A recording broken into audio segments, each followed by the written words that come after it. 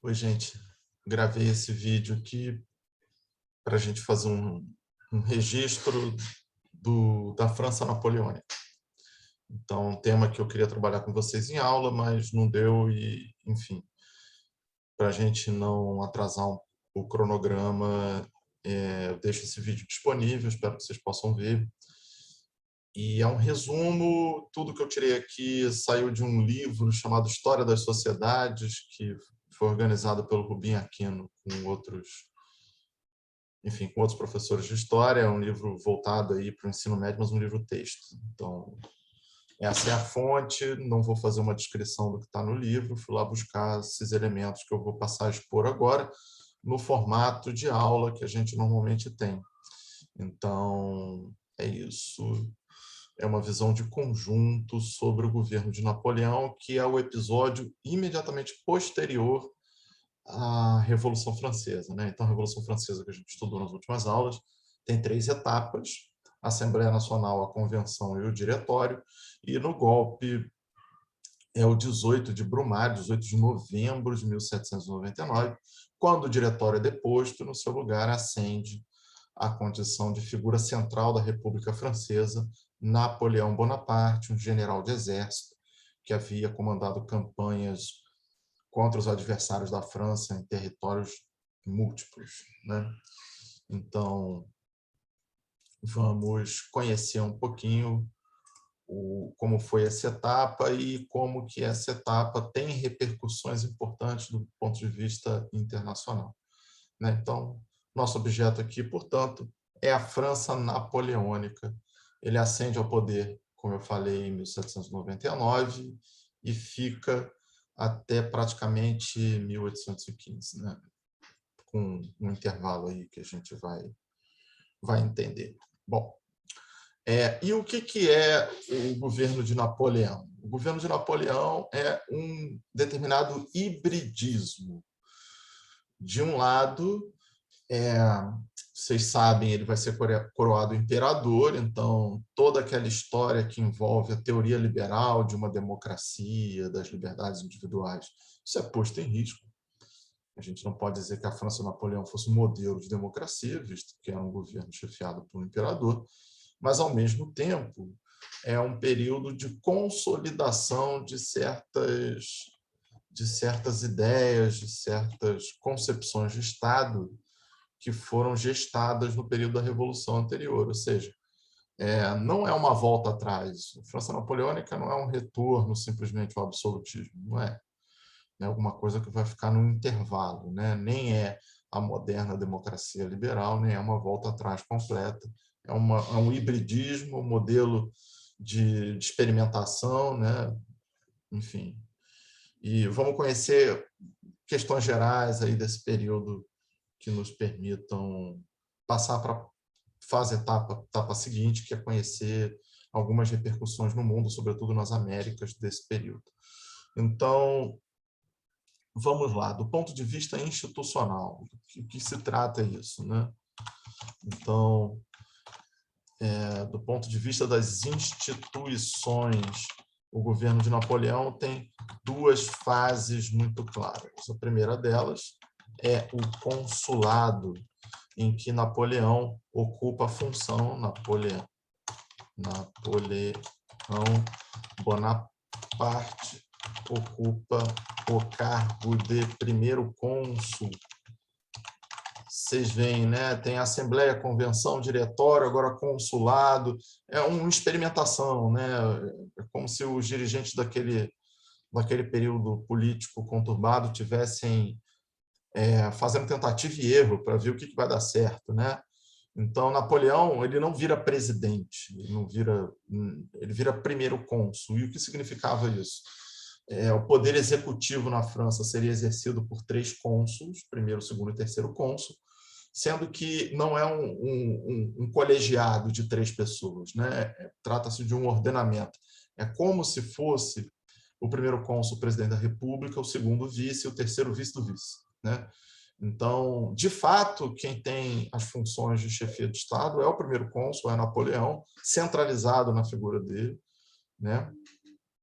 E e os outros dois o substituem caso necessário. Bom, então, mal dizendo, nasce aí algo próximo de uma noção de presidencialismo, que nem era uma coisa tão estranha assim, porque já estava em andamento lá nos Estados Unidos, a gente viu a independência.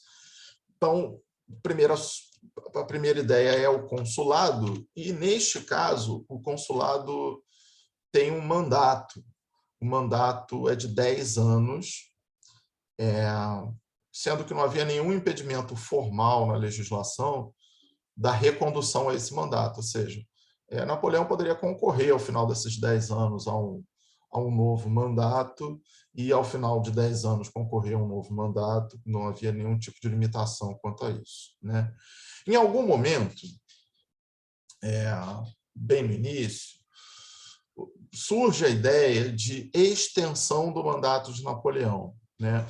Então, ele, como primeiro cônsul, a etapa seguinte foi a conquista do mandato vitalício, ou seja, de alguma maneira, a centralização do poder em torno da figura de Napoleão estava equacionando tão bem as hesitações, dúvidas e problemas internos da França que ele logrou, ele conseguiu, por meio de uma eleição plebiscitária, a extensão do seu mandato por toda a sua vida, né? Então, ele seria primeiro cônsul até a sua morte, quando os franceses, então, iriam à urna eleger alguém para substituí-lo. Veja, está nascendo aqui uma noção no século XIX importante, que vai ter participação no Brasil.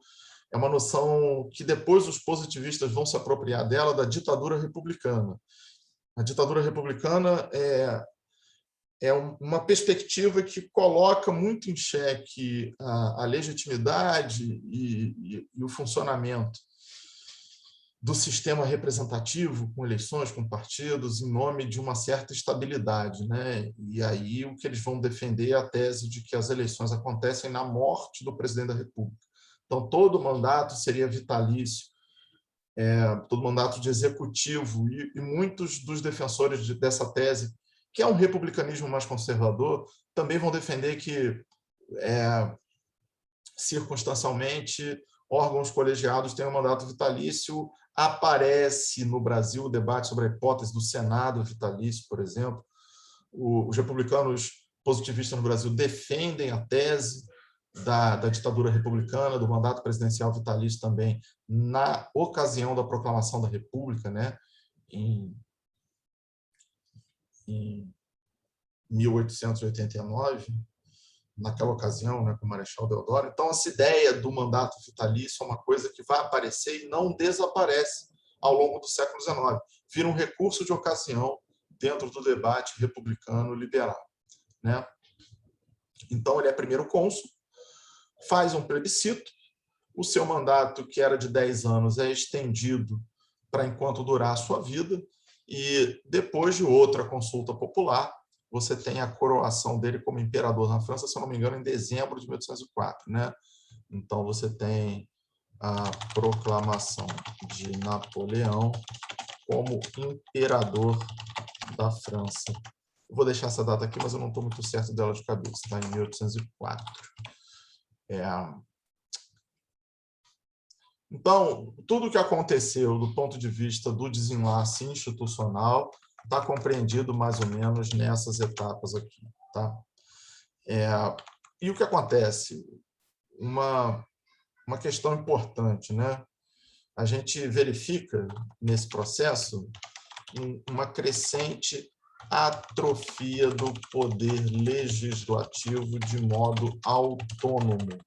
Ou seja, trocando em miúdos, a gente tem a extensão das responsabilidades e poderes do chefe de Estado, que no caso aí é o Napoleão.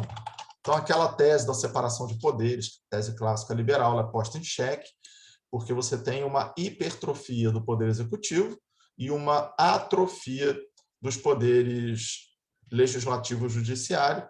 A nomeação de juízes vai ser toda feita diretamente pelo Poder Executivo, e existe até uma certa tensão entre Congresso e o chefia do Estado, no caso do Napoleão. de maneira que a gente tem um processo aqui de centralização forte do poder na França, né? Isso é o suficiente para a gente dar uma olhada em algumas características dessa época de governo, né? Então, ele foi primeiro cônsul aí de 1799 até 1804, e de 1804 a 1815 ele foi imperador. E 815 é a sua deposição, né? Então, durou até ser removido das funções.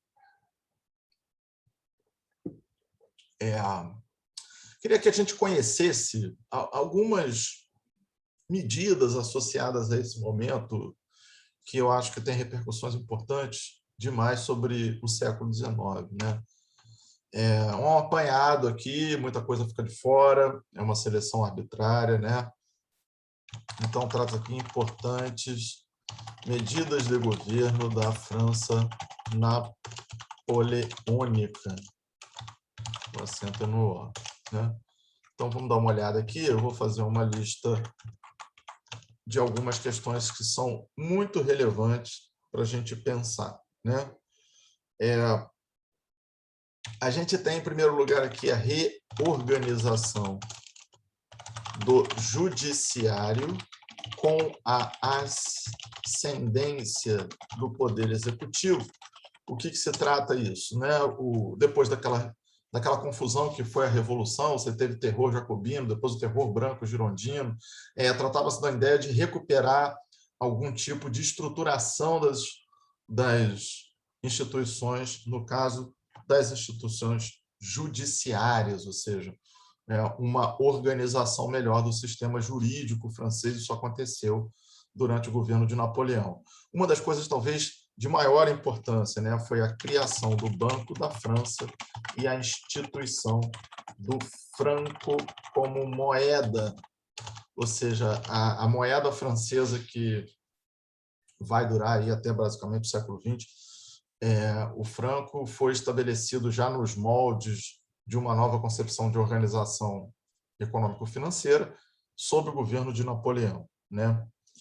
E, junto disso, vamos lembrar que um dos motores do processo de Revolução Francesa foi a desorganização total da economia da França, né? O Luís XVI convoca os Estados Gerais naquele contexto de endividamento do Estado, de crise de safra, inflação e tudo mais. Então, ao mesmo tempo que reorganiza, por um lado, como moeda, a gente tem aqui o estímulo ao desenvolvimento industrial da França. A França vai criar uma série de medidas que vão estimular o desenvolvimento industrial, aquilo que vem casado com um grande programa de obras públicas. É muito interessante, porque o governo francês ele se dá conta de que o que faz da Inglaterra a maior economia da Europa, e talvez até do mundo, era justamente a Revolução Industrial. O governo de Napoleão percebe que era a indústria o motor da potência econômica britânica e que a França não podia ficar para trás. A França, como grande rival inglês continental, precisava também estimular o desenvolvimento de indústrias na França, né? Então, você tem uma reorganização do judiciário, a instituição do franco como moeda, baseada numa reestruturação, uma reorganização financeira do Estado, estímulo ao desenvolvimento industrial. Então, tudo isso a gente já percebe que, apesar de centralizar poder em torno de si, Napoleão não repetia o que velhos reis absolutistas faziam, né? Existe uma clara novidade no ar. E talvez a maior de todas essas novidades venha com a consolidação do Código Civil, né? A gente vai ter aqui a edição do Código Civil francês. Essa é uma peça de legislação absolutamente eivada de liberalismo, né? Então, talvez isso aqui seja o maior exemplo de como esse governo de Napoleão consolida certas reivindicações importantes da etapa revolucionária na França. Então, algumas coisas estão embutidas aqui, né? O Código Civil francês, por exemplo, vai prever a laicidade do Estado, né? Você tem a laicidade do Estado francês, ou seja, liberdade de culto para todas as religiões, e uma separação de esferas de atuação, porque o Estado e a Igreja estavam muito imbricados, né? Registros de nascimento, registros de morte, registros de casamento, registros de propriedade, a divisão do território para a realização de eleições, tudo isso acontecia com base na divisão da Igreja, né? Ou seja, eram nas paróquias que se registrava o nascimento, nas paróquias se registravam as mortes. As zonas eleitorais eram as paróquias, era a divisão do território segundo o ordenamento religioso. Ou seja, a primeira coisa que o Código Civil faz é dizer assim, não, o Estado tem a sua área de abrangência, de atuação, e a Igreja tem outra, né? Uma separação entre essas duas coisas. Então, a segunda coisa que o Código Civil francês afirma é a igualdade jurídica, aquela ideia de que uma sociedade cindida entre nobres e plebeus, ela de fato deixou de existir. Do ponto de vista jurídico, todo mundo responde por igual, ainda que a gente saiba que diferenças de nascimento, diferenças de riqueza atuem por detrás dessa fachada. Mas essa fachada é uma conquista, ela é uma coisa importante. Ela marca uma diferença com o que havia antes e com o que havia em outros lugares da Europa, né? Então, é inspirador você perceber que em algum lugar do mundo isso tudo foi adiante, né? E um Código Civil que garante a liberdade individual, a liberdade de trabalho e a liberdade de consciência, que eram temas fundamentais do ponto de vista das reivindicações liberais. Ou seja, se por um lado a França napoleônica era o avesso de qualquer ideia moderna de democracia, de outro lado é muito notório que consolida muitas bandeiras do liberalismo, né? E o que acontece? Você tem um Código Civil, por exemplo, que garante liberdade de consciência. Por outro lado, Napoleão vai instituir uma censura sobre meios de comunicação. Então, isso tudo fica a meio passo, né? Olhando de longe, é como se aquela criança está aprendendo a andar, então ela anda e cai de bunda, né? Então, acho que desiste, engatinha um pouco. Eu acho que essa é uma imagem talvez interessante, né? Quando a gente olha para a França napoleônica, a gente vê um monte de consolidações de ideias liberais e outras abandonadas, outras claramente não vingaram. São momentos em que a criança caiu e engatinhou, ao invés de caminhar como ela já tinha aprendido. Talvez essa imagem seja meio etapista, eu peço desculpa, mas é só para a gente ter uma noção de como existe um hibridismo, né? Um jogo de conflito que não se instala agora na França, né? Olhando para o que passou na Revolução, a dicotomia entre girondinos e jacobinos um pouco que dá conta dessa história, né? Isso é o suficiente para a gente girar a nossa abordagem e olhar as guerras, né? Talvez, antes de falar delas, né, seja o caso de acrescentar aqui, né, muito brevemente, que essa ideia de um governo forte é um governo que vem para extinguir os conflitos na França, para estabilizar o país, né? Então, você tem uma ideia aqui de estabilidade ou pacificação nacional que se expressa pela liberdade de todos que estavam presos por crimes de consciência, né? Então, você tem a libertação de jacobinos e monarquistas das prisões francesas. Mas veja, essa noção derrete muito rapidamente, né? Você tem um retorno aí das guerras. E por que vamos ter guerras de novo? Talvez o maior momento de guerra seja a decretação do bloqueio continental. bloqueio continental. A gente costuma dizer que é algo que aconteceu entre 1806 e 1808, porque foram vários decretos, cada um endereçado a um país ou região, enfim, mas a gente chama de uma coisa só. Vamos resumir isso numa ideia somente. O que era o bloqueio continental? Era uma tentativa de Napoleão de sufocar a economia inglesa e, sufocando a economia inglesa, expandir o mercado da economia francesa, né? Então, é até um negócio meio sui generis, porque, a rigor, se tudo que as indústrias inglesas desaguavam na Europa fosse de fato cortado, a França não tem produção para suprir, para substituir, né? Então, era uma medida, na verdade, de demonstração de força, de talvez um desejo de futuro, né? Bom, mas o que é o bloqueio continental, né? É a proibição de que nações do continente, por isso continental, do continente europeu, comercializassem com a Grã-Bretanha, com o Reino Unido ou Inglaterra. Bom, então é isso. A França lança a mão do seu principal do seu principal bem nacional, que são as Forças Armadas, né? O exército francês tinha, estima-se, algo em torno de 1 milhão de soldados naquela ocasião. Eu acho até que essas estimativas são inflacionadas, mas, enfim, isso é soldado demais. Isso é soldado demais para o nosso tempo.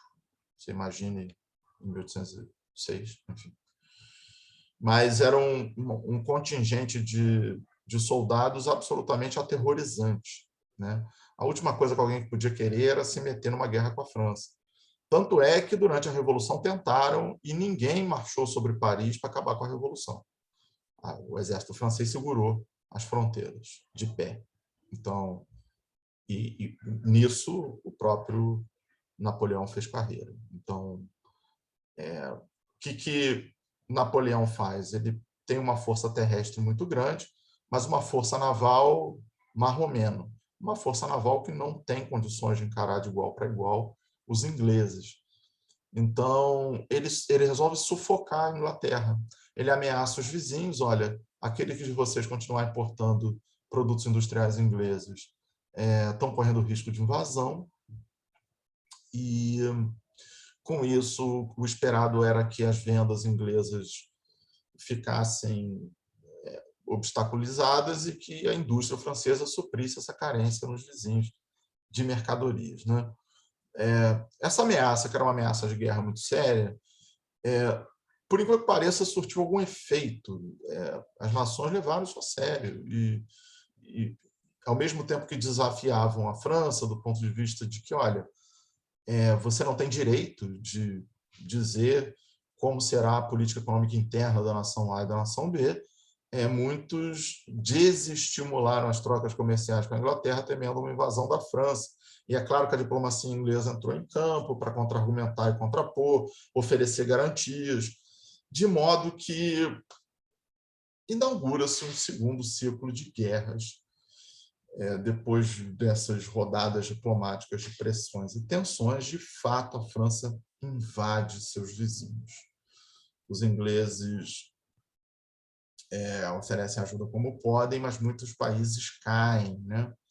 Então, trata-se aqui de ameaças de invasão militar. E cabe lembrar, né, da excepcional força militar terrestre francesa. Então, é basicamente isso, né? Você tem um novo ciclo de guerras que decorre do bloqueio continental. E, para vocês terem uma ideia, você tem aqui o domínio sobre a Península Ibérica após 1808, e não só a Península Ibérica, né? Você tem domínio sobre a Península Ibérica, os Países Baixos e alguns estados alemães e outros territórios europeus após 1808. E assim, é um negócio muito maluco, né? Por exemplo, quando invade a Espanha resiste ao bloqueio continental e tal, e não tem chance dos exércitos espanhóis fazerem frente à França de Napoleão, a França invade, e no domínio daquele território, Napoleão coloca um primo chamado José Bonaparte, que é um cara com quem ele não se dava muito bem, inclusive. O sujeito nem foi na coroação de Napoleão como imperador, enfim. Então, a França invade, domina a Espanha, bota um rei no lugar do rei espanhol, aquele sujeito passa a governar a Espanha em nome de Napoleão.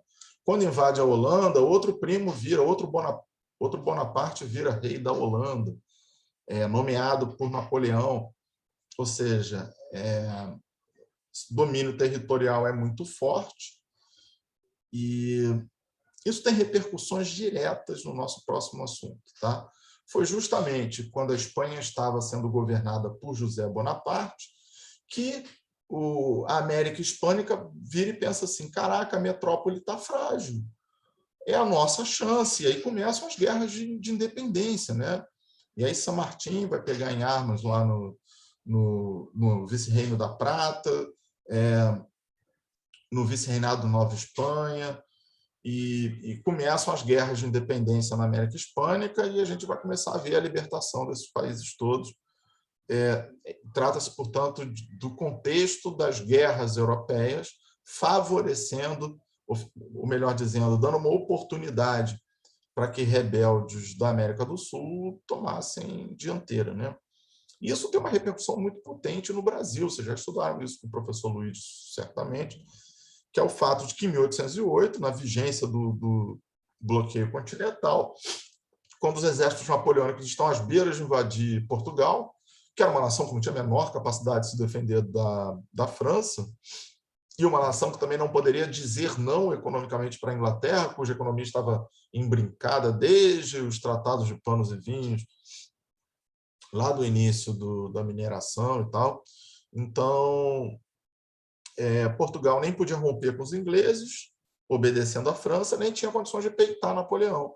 E a saída encontrada foi justamente colocar a família real numa esquadra de navios, a Marinha Britânica fez a escolta desse processo, né? E trazer família real, alta nobreza, livros da Biblioteca Real, trazer tudo isso para o Rio de Janeiro. É a transferência da família real, a capital do grande Império Português se desloca, portanto, de Lisboa para o Rio de Janeiro como reflexo justamente das guerras de Napoleão, né? Então, ele vai invadir a Península Ibérica, vai invadir os Países Baixos, vai invadir estados menores na Europa. A Áustria acata, a Áustria não enfrenta completamente as consequências de uma guerra ilimitada com a França, e coube aqui, né, a Rússia a contenção dessa história toda, né? Guerra com a Rússia a partir de 1812. No contexto do bloqueio continental, a diplomacia francesa pressiona os russos e os russos enfrentam. E aqui cabe um parêntese, né? Havia um certo desprezo europeu, uma secundarização da importância da Rússia, que era aquela terra longínqua, aquela banda oriental maluca, né? Mas tratava-se de um Estado bastante ambicioso e que, naquele contexto do absolutismo, tinha aspirações, né? De maneira que uma Europa apavorada com Napoleão também era uma oportunidade dos russos de mostrar uma liderança. Surgia no século XIX, digamos assim, um player internacional que não saiu de cena até 2021. A Rússia surge nesse contexto com maior importância e nunca mais saiu de cena. A guerra com a Rússia transforma-se no grande erro de Napoleão, né? A guerra com a Rússia, a partir de 1812, termina aí com derrota em 1814. E deixa eu comentar aqui muito rapidamente, o Napoleão resolve invadir a Rússia, como invadiu a Península Ibérica, como invadiu a Holanda. Só que o território russo é muito vasto. Você tinha um problema já de logística interna do exército francês para dar conta de abastecimento de tropas tão dispersas no continente europeu. Vale lembrar que a gente não tem os meios de transporte modernos para poder levar suprimentos em grandíssima quantidade. O exército russo é um exército mais forte do que a França pensou que fosse ser. Existe um papel das condições climáticas, né, que viraram, inclusive, uma mitologia em torno da Rússia, né, de que é um país impossível de ser invadido por causa dos invernos muito rigorosos, que só os russos suportam. Eu conheço versões que superdimensionam isso e versões que dizem que não era tanto assim. Mas, de um jeito ou de outro, é muito raro você encontrar algum tipo de texto sobre esse conflito entre França e Rússia que não faça citações à importância da crise logística interna do exército francês e das condições muito adversas de uma invasão à Rússia, condições climáticas muito adversas. De maneira que uma combinação disso, com um pouco de soberba francesa, com muito investimento e trabalho dos russos, enfim, tudo isso conspira para o fato de que, na Rússia, Napoleão conheceu suas primeiras derrotas militares, a Rússia avança. Isto, evidentemente, anima a todos os vizinhos que estavam incomodados com o avanço, como é o caso de Áustria, principalmente como é o caso da Inglaterra. E, efetivamente, em 1814, a França é derrotada. A França é derrotada, Napoleão é preso, e ele é preso e é posto na ilha de Elba, né? E essa derrota de Napoleão tem um interregno, né? Porque ele consegue escapar da prisão. Claro, ele tinha muitos apoiadores, né?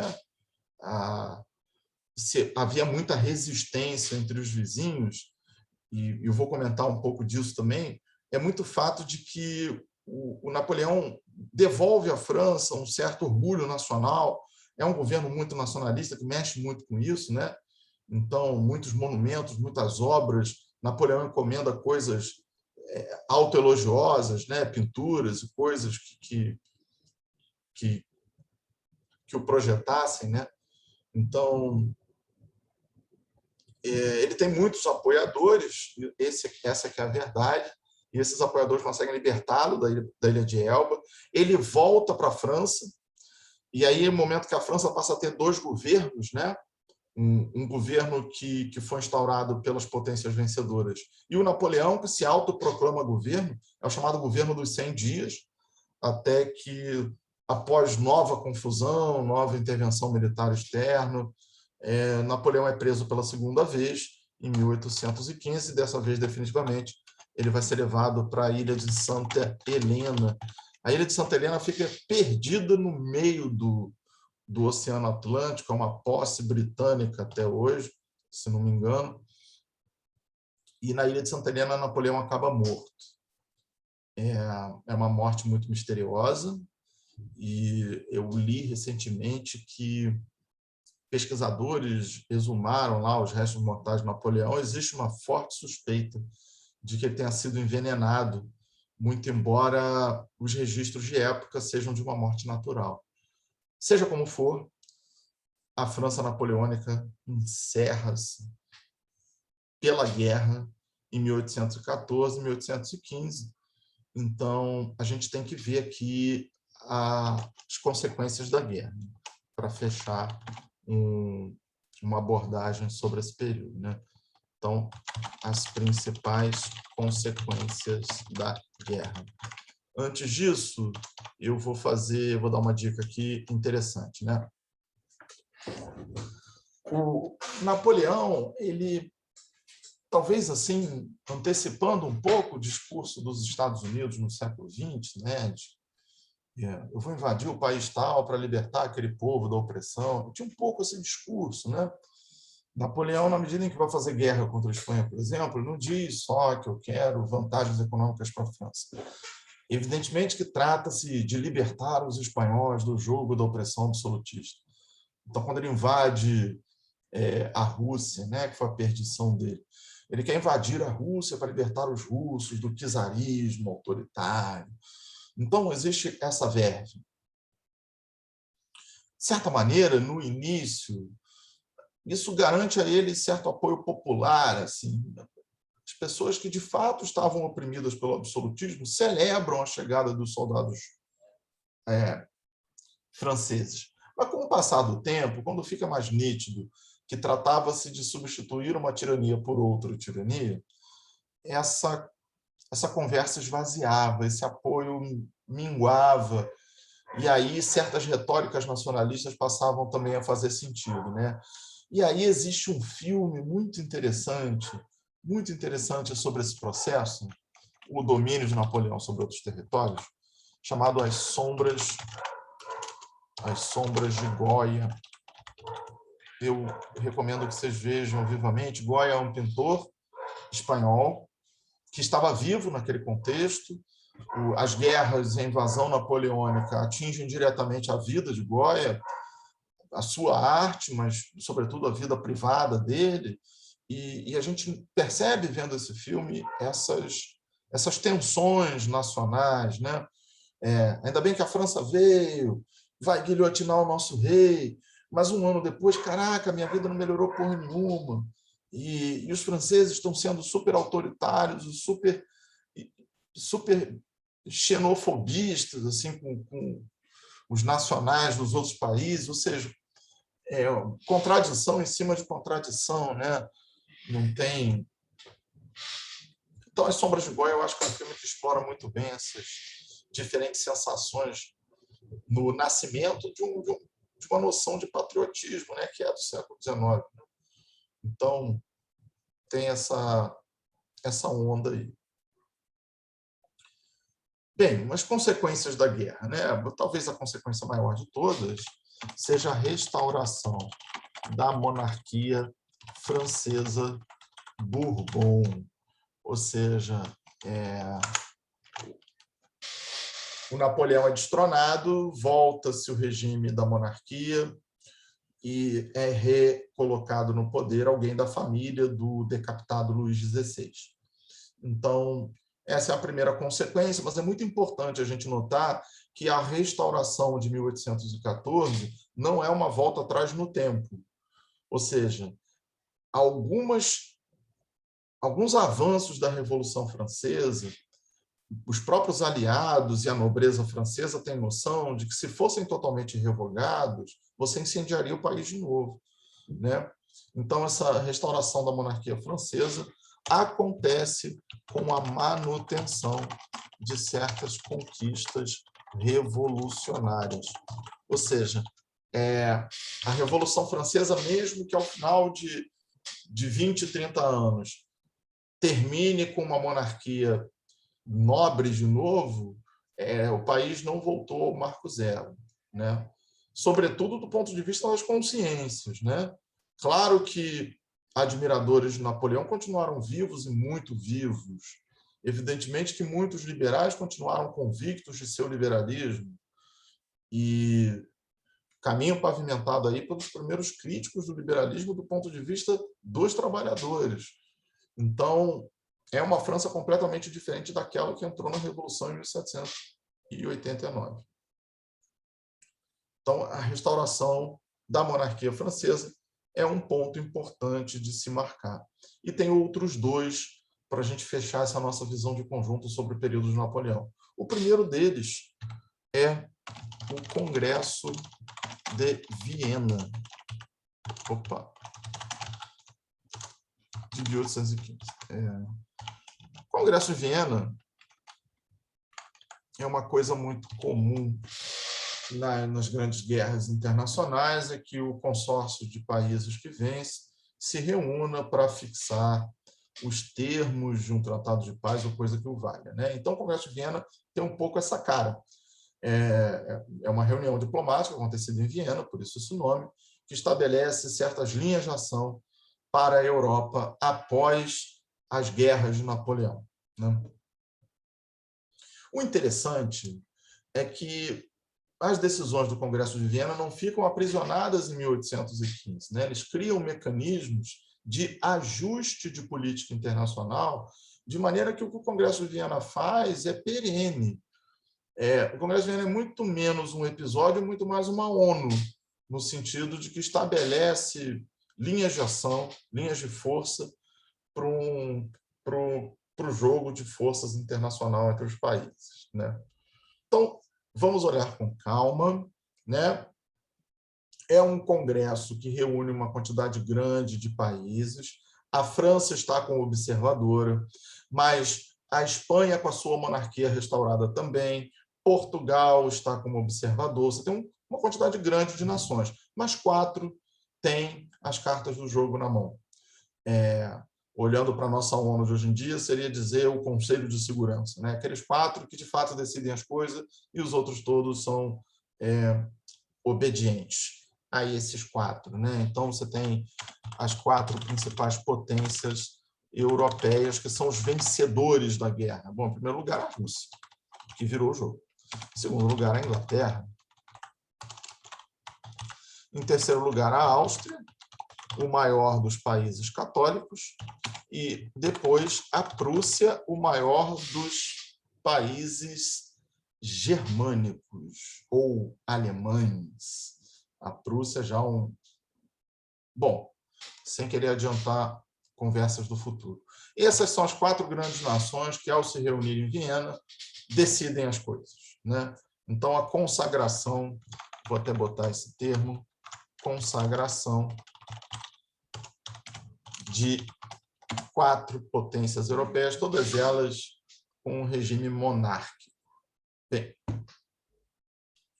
o que mais o Congresso de Viena determina? Ou seja, o que Rússia, Inglaterra, Áustria e Prússia têm a dizer sobre o que deve acontecer daqui para frente, né? Vou chamar isso a partir de 2 ideias, tá? A primeira ideia eu vou chamar de princípio da legitimidade. Ou seja, o Congresso estabelece quais são as dinastias legítimas para os países europeus. Qual é a ideia fundamental? É você evitar uma troca de governo que não seja aprovada por essas 4 nações. Ou seja, o Congresso de Viena estabelece quais são as dinastias legítimas para os países europeus. Ou seja, se uma fração da nobreza, por exemplo, der um golpe na Espanha e trocar o rei da família tal pelo rei da família qual, o Congresso de Viena vai se reunir e vai avaliar. Olha, essa mudança de governo que aconteceu na Espanha é legítima ou não? Se não for legítima, a gente interrompe. A gente reestabelece o poder anterior. Então, o princípio da legitimidade é você dar poderes ao Congresso de Viena de serem fiscais, de serem uma polícia da política nacional dos países europeus. Só vai acontecer nesses países aquilo que essas 4 nações, principalmente, tiverem de acordo que pode, que é legítimo, por isso o princípio da legitimidade. Outra coisa, eu vou chamar aqui de princípio da intervenção. O que é o princípio da intervenção? É a ideia de que instaurando-se um governo não legítimo, um governo ilegítimo, essas potências não só podem, como têm o dever de intervir e corrigir as coisas. Ou seja, um governo considerado não legítimo, ele precisa ser deposto pela força das armas e substituído, então, por um governo legítimo. O princípio da intervenção, portanto, é um chamado à intervenção militar estrangeira contra governos considerados ilegítimos. Então, o Congresso de Viena tinha essa cara. É um congresso que vai estabelecer quais governos ou podem ou não podem governar, né? E aí os critérios são os critérios das grandes 4 potências. Isso, por exemplo, tem um impacto direto quando a gente pensa na situação do Brasil, porque o Congresso de Viena acha que não é legítimo que a monarquia portuguesa tenha a capital no Rio de Janeiro, e como reação a essas considerações do Congresso de Viena, os portugueses respondem dizendo que, olha, mudou o estatuto das coisas, são 2 reinos, o Reino do Brasil e o Reino de Portugal, que estão em situação de aliança. Então, se são 2 reinos, eu tenho 2 capitais, eu tenho Lisboa e Rio de Janeiro. Então, a elevação do Brasil à condição de Reino Unido com Portugal é consequência de certas resoluções aprovadas no Congresso de Viena. É Portugal tentando um pouco se enquadrar, né, nessas condições. Acho que o professor Luiz deve ter explorado um pouco isso com vocês. Mas qual era o sentido de fato por trás do princípio da legitimidade e o princípio da intervenção? O que se quer? O que se quer são dispositivos legais inibidores do liberalismo. Então, o que se quer são dispositivos de combate e inibição de ideias liberais e democráticas.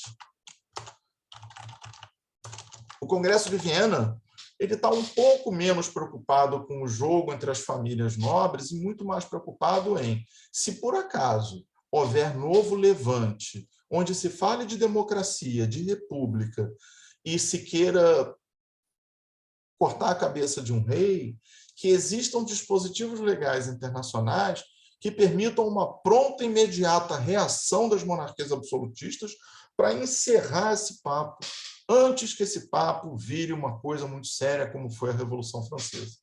Ou seja, se na Itália aparecer movimento liberal, e vai, são os carbonários, se na Espanha aparecer movimento liberal, se em qualquer Estado europeu aparecer um grupo de pessoas exigindo um governo democrático e republicano, o Congresso de Viena dá armas às 4 potências para sufocar militarmente essas revoltas.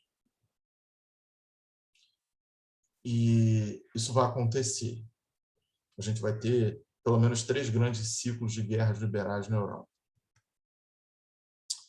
Então, o Congresso de Viena tem esse desenho. E para a gente fechar, precisamos entender o funcionamento de um outro dispositivo internacional muito importante, que será a Santa Aliança, firmada também em 1815. A Santa Aliança é uma ideia, é uma proposta do imperador russo, que tem o título de czar, que é César na língua local. César é a nomenclatura pela qual se dirigia ao imperador romano, Ave César. Então, a gente tem as referências seguras aí de como os russos se acham, né? Então, a proposta do czar Alexandre é de organizar uma aliança forte entre os países onde a temática religiosa fala mais fundo. Isso é uma fachada, mas é a desculpa fundamental para este nome de Santa Aliança. Então, proposta do czar Alexandre I de uma aliança militar entre a Rússia, claro, a Prússia e a Áustria. Como entender isto, né? Alexandre I parte de dois supostos interessantes. Suposto número 1.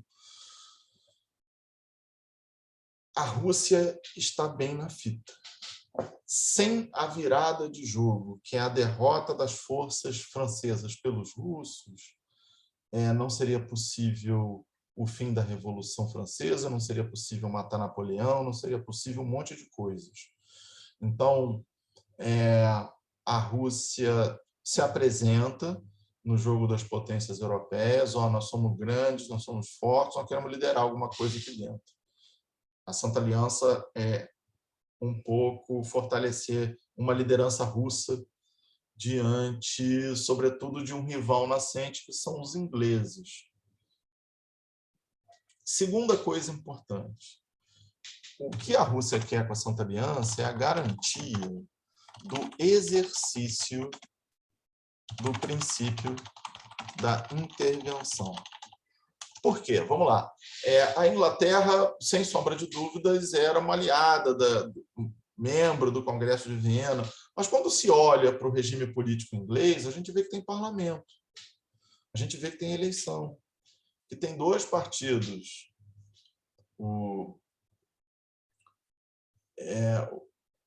Então, Tory Whig, será mesmo que os ingleses vão enfrentar as rebeliões liberais? Será que a gente pode contar com os soldados, os tiros, os navios de guerra da Inglaterra? Ou seria bom que a gente tivesse uma aliança aqui, plano B, né? Ou seja, está lá o Congresso de Viena, estabelece as diretrizes e tal. Estourou uma rebelião liberal na Bavária, na região da Tchequia, e agora? Os ingleses vão para o pau, vão para o cacete? Se não for, a Santa Aliança vai. Santa Aliança garante que essa ideia de democracia e de igualdade não prospera, né? Então, é fundamentalmente isso.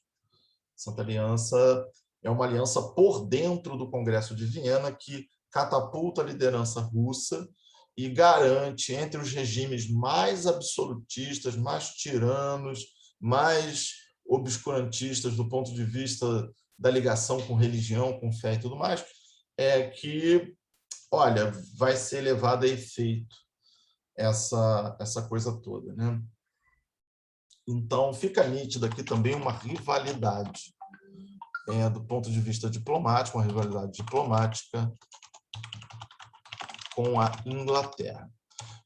Muito provavelmente, essa rivalidade entre Rússia e Inglaterra, esses ânimos, uma guerra fria do século XIX, né, entre Rússia e Inglaterra, justifica o episódio da Guerra da Crimeia, né, que é uma disputa de territórios ali na região dos Balcãs, que leva Inglaterra e Rússia às vias de fato, a guerra diretamente, que termina com vitória britânica, né?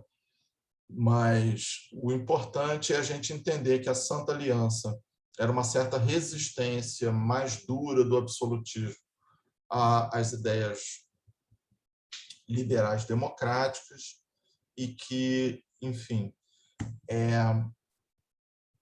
essa história toda consolida a Rússia como uma liderança importante do século XIX, né? A Rússia entrando no grande jogo de potências internacional.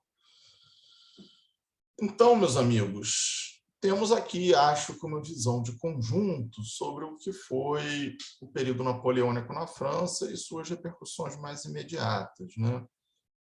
De maneira que agora a gente tem tudo o que precisa para examinar na próxima aula o processo de guerras de independência latino-americanas. Então, a gente já viu que nasceu aí os Estados Unidos, vocês estudaram com o professor Luiz o nascimento do Brasil, falta todo o entorno dessas duas nações, né? Como é que surgem aí Colômbia, Paraguai, Argentina, Uruguai, etc. México, principalmente, né? E a gente vai se debruçar sobre isso. Tá certo? Bem, isso aqui é uma visão de conjunto, um resumo, espero que tenha ficado mais ou menos claro. Vou, claro, evidente, deixar material sobre essas questões no nosso Classroom, bem como essas anotações que eu fiz aqui à medida que falava com vocês. Bom, é isso, minha gente. Obrigado aí pela caminhada juntos. E um grande abraço. Até a próxima.